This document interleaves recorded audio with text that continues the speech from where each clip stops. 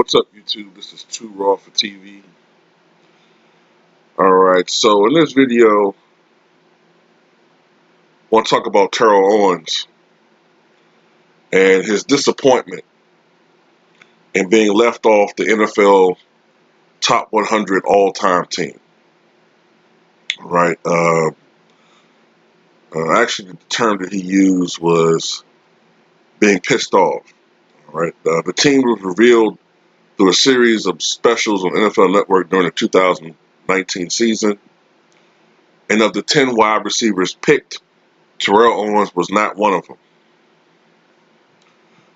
Terrell Owens reportedly said to Yahoo Sports, quote, "I'm not on it, but I know I'm one of the top 100 athletes to play the game. I'm a bit pissed off. It's disrespectful." He went on to say that you make a list like that, your first three receivers have to be Jerry Rice, myself, and Randy Moss. You can add whoever else after that. And the individuals that were actually picked on the top 100 list as far as receivers are concerned are Jerry Rice, Randy Moss, Raymond Berry, Don Hudson, Paul Warfield, Lance Allworth, Larry Fitzgerald, Steve Largent, Marvin Harrison, and Elroy Hirsch. One other person that should be on this list, in my opinion, is Michael Irvin. And from what I don't understand why Michael Irvin.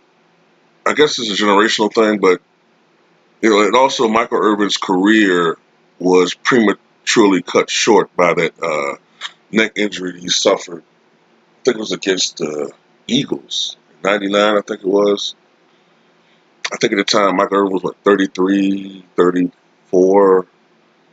I think he had a couple more years left in him. But I think the main reason why guys like Michael Irvin and Terrell Owens are left off this thing is because of their personalities. So they never had a really good rapport with the media. They had their peccadillos, if you want to, for lack of a better term, off the field. In particular, Michael Irvin. Michael Irvin had a lot of issues off the field.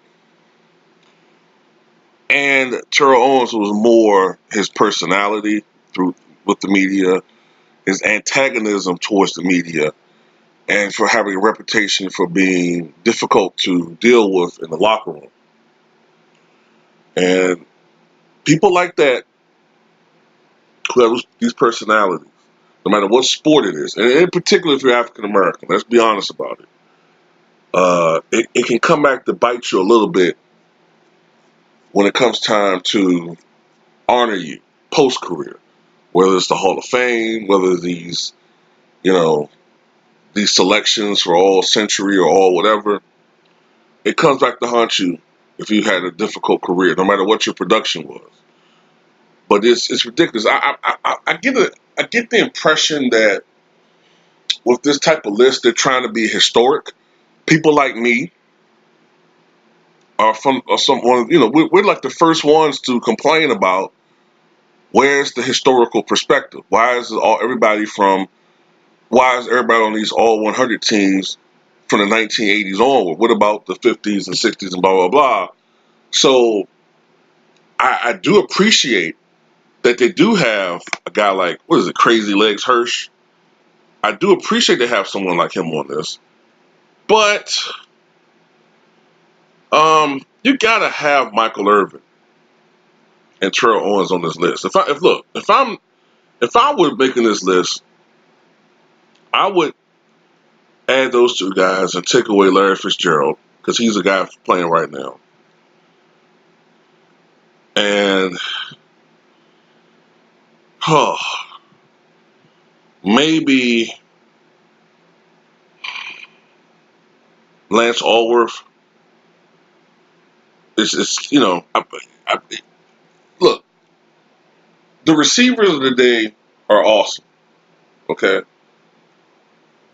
Add a couple of guys for historical, note, remarkable for their times. But I mean, come on, you can't really compare those guys to what some of these dudes are doing today. You can't. And this is coming from a guy that loves to talk about history and loves to respect people from the past. But even Terrell Owens says something about this. No disrespect to anyone on the list, but Don Hudson, Elroy, Jetson, Hurst, I don't even know these guys. Look at Large's highlights and my highlights. It's a no-brainer. It's no disrespect to anyone else, but if you do that list, it has to start with me, Jerry Rice, and Randy Moss. It just lends to the lack of credibility of these guys who are in charge of history of the game. It doesn't make any sense. Yeah. And it's obvious that Terrell Owens has been snubbed, you know, uh, terribly, I'm saying, by the media. It goes on to say he's been snubbed twice for the Hall of Fame, despite putting up first ballot numbers during his career. He was eventually let into the Hall after being snubbed for 2 years. And Terrell Owens is convinced that his not attending the Hall of Fame ceremony has something to do with him being left off that top 100 team. Terrell Owens feels that Hall of Fame executive Joe Horrigan, who was part of the 26-person selection committee for the NFL 100 all-time team, has it out for him. He says he's pissed off, so this is his way. This is his way to get back at me. Terrell Owens never won a Super Bowl, and the constant narrative during his career was that he wasn't a good teammate. But based purely off of production, it is difficult to truthfully claim that he isn't one of the 10 best wide receivers ever. And that's the truth. I'll put a link to this article I'm reading from in the description box of this video. I mean, look, I don't think Randy Moss won the Super Bowl either. Now, look, me personally, if I had to rank them, like my top 5 receivers, and I'm by no means an NFL historian, but I would put it at Jerry Rice as number 1. All right, he's almost the undisputed GOAT at that position in the NFL. I would have Randy Moss at number 2. You can have a great argument for Terrell Owens, but I would put Randy Moss at number 2. The greatest athlete I've ever seen in the NFL. The greatest deep threat I've ever seen. Just an absolute freak of nature. Absolute freak of nature.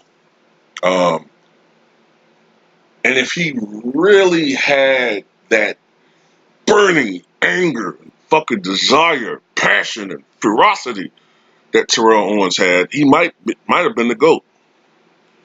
I would put Terrell Owens at number 3. Then I would put Michael Irvin at number 4.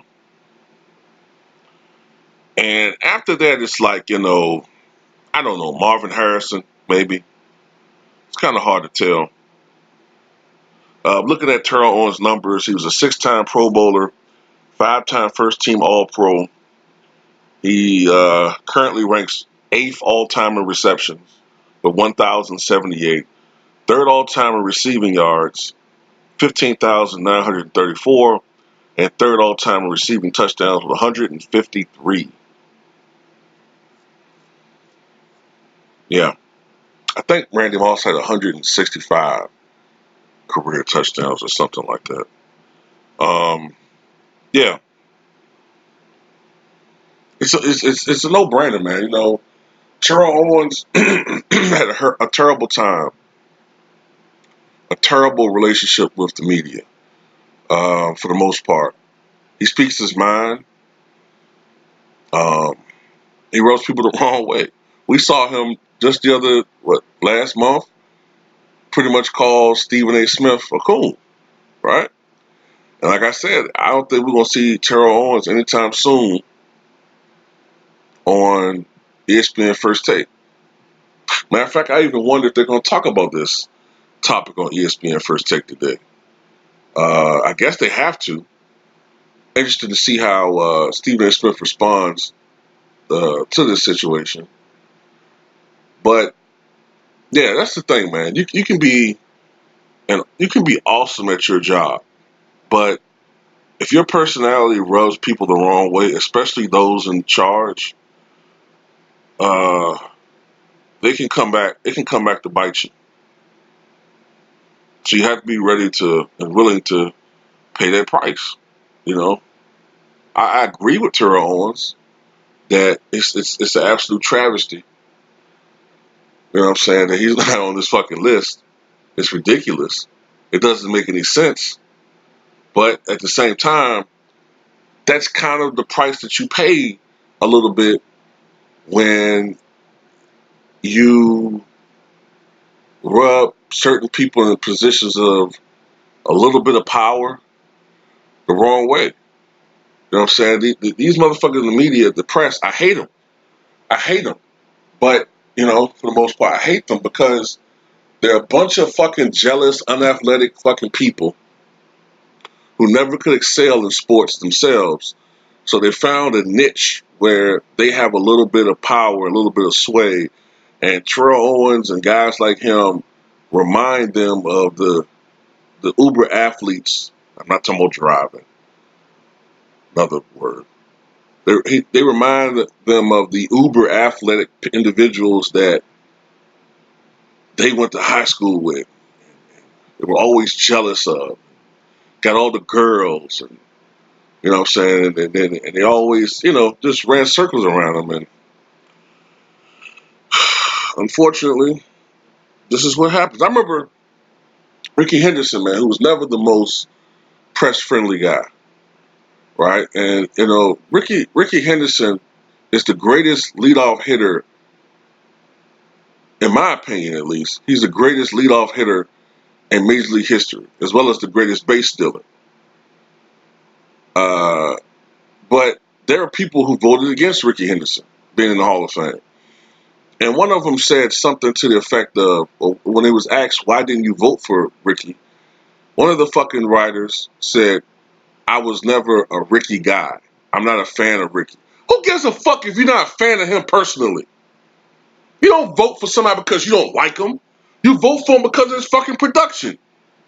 That's the type of shit that goes on with these guys. That's why I don't like the fucking media, man. Whenever y'all guys see me do videos, I'll keep saying, oh, you a this hater, or you're a this guy hater. It's not usually about the dude. It's about the media. That's who my enemy is, man. Well, not me personally, but that's who I'm antagonistic towards, the media. I can't stand them because I see the bullshit they do, man. Look at Barry Bonds, you know what I'm saying? Like, Barry Bonds should be in the fucking Hall of Fame. Even if you penalize him for his so-called steroid career in the second half of his career, he still did enough from 1986 to 1999 to be in the Hall of Fame. And just those 13, 14 seasons right there, you have enough production and accomplishments to put him in the Hall of Fame. Same thing with Roger Clemens. From 1985 or whatever, 84, 85 to 2000 or 99, Roger Clemens did enough right there. He did enough right there to be in the Hall of Fame. But they had to have a scapegoat. So it is what it is, man. It's like that's the price you pay sometimes for going against the grain. But we all know that Terrell Owens was one of the best to ever do it. And fuck him. That's why the NFL ratings are where they are right now.